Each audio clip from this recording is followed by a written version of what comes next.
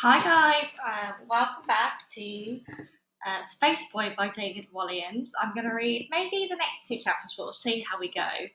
Um, this is all David Walliams' own work. I'm just reading it for entertainment and pleasure, so let's get going. Chapter 2, The Dark Curtain. One afternoon, while digging for bones on the farm, Yuri, the dog, not the cosmonaut, had found a battered telescope. It must have been more than 100 years old, perhaps owned by a fallen general in the American Civil War. Yuri proudly presented it to his mistress between his teeth, his wagging as if it had he dug up a prize-winning bone. Painstakingly, Ruth had cleaned and repaired the telescope. After many months, the girl had it working again. She could see for miles and miles and miles. The telescope became an escape, allowing her to glimpse a world far beyond her own. At night, from her tiny attic room at the top of Aunt Dorothy's wonky farmhouse, Ruth would search for the skies.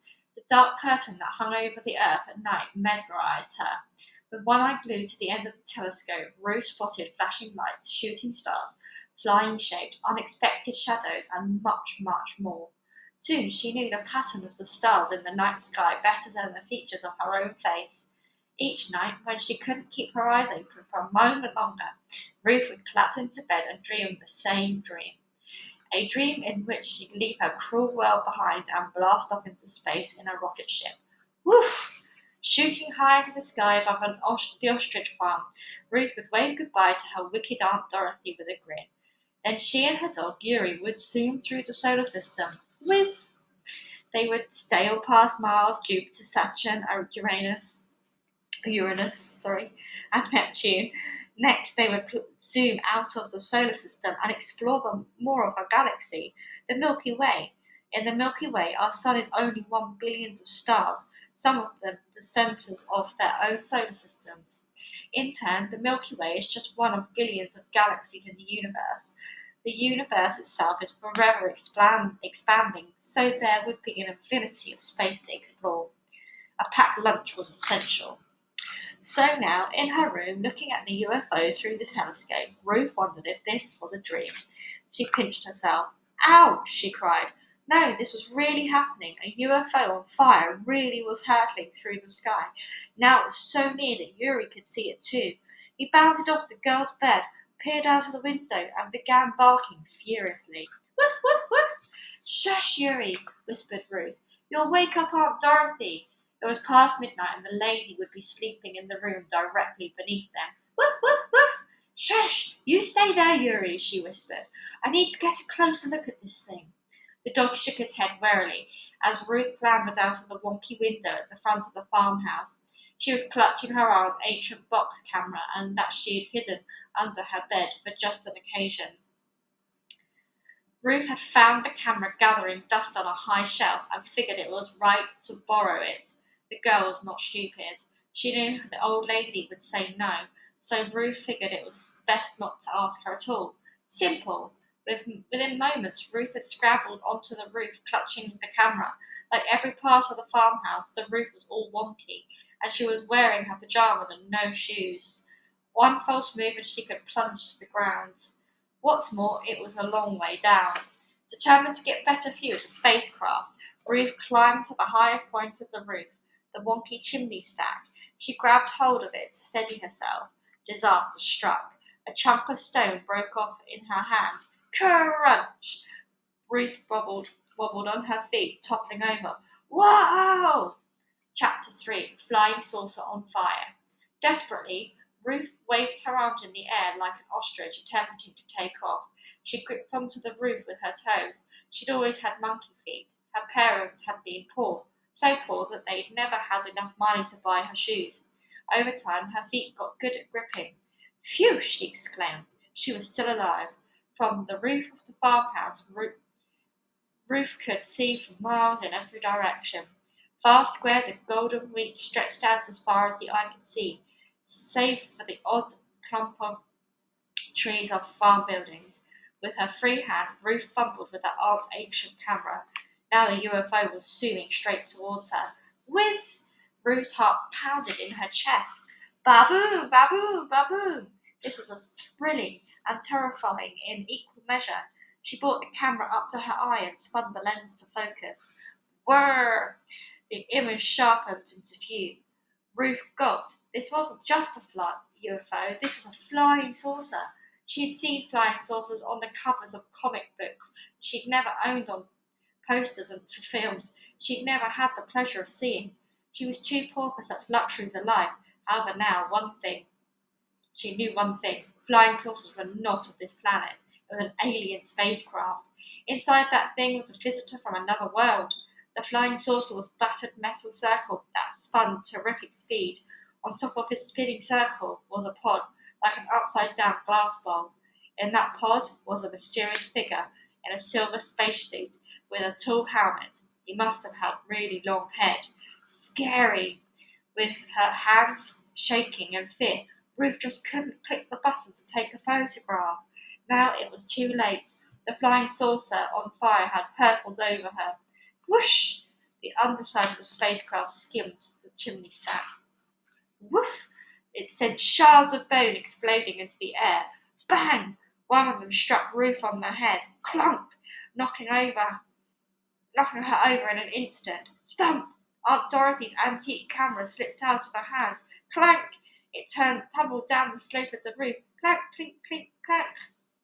Ruth scrambled to save the camera. She stretched out of her hand, but it was just out of reach. The camera bounced off the edge of the roof before smashing onto the ground. Crash! No! Cried Ruth as she saw it explode into pieces below. To make matters worse, she heard a roof tile break under her weight. Crack! The girl lost her footing and fell. Whoa! Lurching forward, plump! The roof was steep and Ruth slid down it head first on her belly. Help! She cried, even though no one could help her right now. She went over the side of the roof, her arms outstretched in front of her, and as she felt herself free-falling, Ruth remembered her monkey feet. Her trusty toes managed to cling to the edge. Phew! Said Ruth, as she dangled upside down from the roof like a bat. She swung forward, her head knocking against the glass of the attic's back window. Clonk! Yuri had been staring out of the front window from which Ruth had climbed out, but the noise made him turn. Ruth couldn't open his window from the outside, so mimed for Yuri to help. Yuri scuttled over and, nudging with his nose, slid the window open. Shut! Thank you, Yuri, whispered Ruth before hauling herself into the attic. She collapsed on the floor. Thud!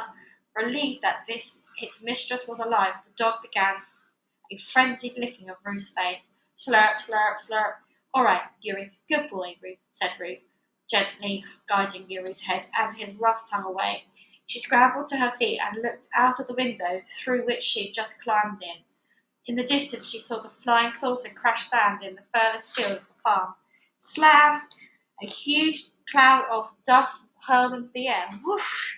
Oh no! Cried Ruth, aghast. She thumped down on the bed and slipped on her boots. Come on, Yuri, she said. We need to search for survivors. The little dog followed her over to the door. When Ruth opened it, a shadowy figure was waiting for her on the other side. And where do you think you're going? It hissed. Chapter 4, The Old Crocodile.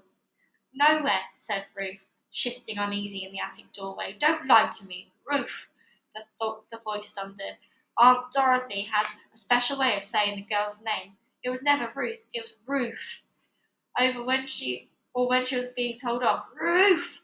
Sometimes, when Aunt Dorothy was really angry, she called her Ruth!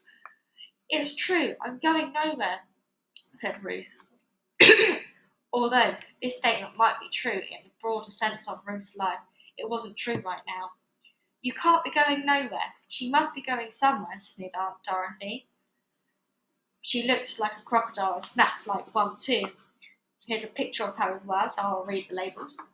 Cold dark eyes, nosy nose, sharp teeth, fangs really, pale skin, grey hair, bulging blue veins, black dress, black boots for booting dogs, black handbag for whacking folks. Aunt Dorothy always dressed from head to toe in black, as if she were in mourning, most likely for her own wretched life. There weren't any takers for ostrich meat in her own town, so Dorothy was dirt poor. She took out her misery on everyone else. Her long grey hair was swept back and tied in a tight, painful bun. Her skin was as white as snow, and her thick blue veins bubbled up to the surface whenever she was furious, which was all the time. Aunt Dorothy would proudly boast to anyone who visited her farm that she loathed children. Children are rude, vile creatures, rotten maggots, the lot of them. The girl Ruth is the worst. Just the sight of her is enough to make me vomit. As soon as she is old enough, I will throw her out of my house forever. She would always say things like that in this loud voice within earshot of Ruth. The terrifying crocodile wanted the girl to hear. She lived for one simple pleasure, to make Ruth's life a mystery. On that first stormy night when the orphan had arrived on her doorstep, Aunt Dorothy had given the girl, a chilling look of the deepest, darkest resentment, a look that had stayed in her reptilian eyes ever since. Ruth had lived with her auntie for a few years now, but the old lady was quick to point out it was my house, my food, my water, my fire, my furniture. Once Aunt Dorothy had even told the girl, "Stop wearing my chair out with your bottom." Ruth was an uninvited guest, and her aunt never let her forget it. When Ruth had staggered back to the farmhouse one afternoon with a little three-legged dog in her arm, Aunt Dorothy had been full of rage. "Not another greedy mouth to feed," she yelled. There was one condition that the old crocodile had set if Ruth was to keep the dog. The animal would have to share the girl's food. Ruth agreed in an instant, not that there was much to split from meagre rations Aunt Dorothy gave her. However, this served to make the bond between the girl and her dog unbreakable.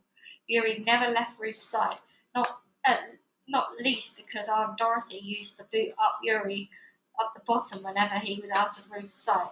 Poof! Now Yuri stood between Ruth's legs and growled at the old lady.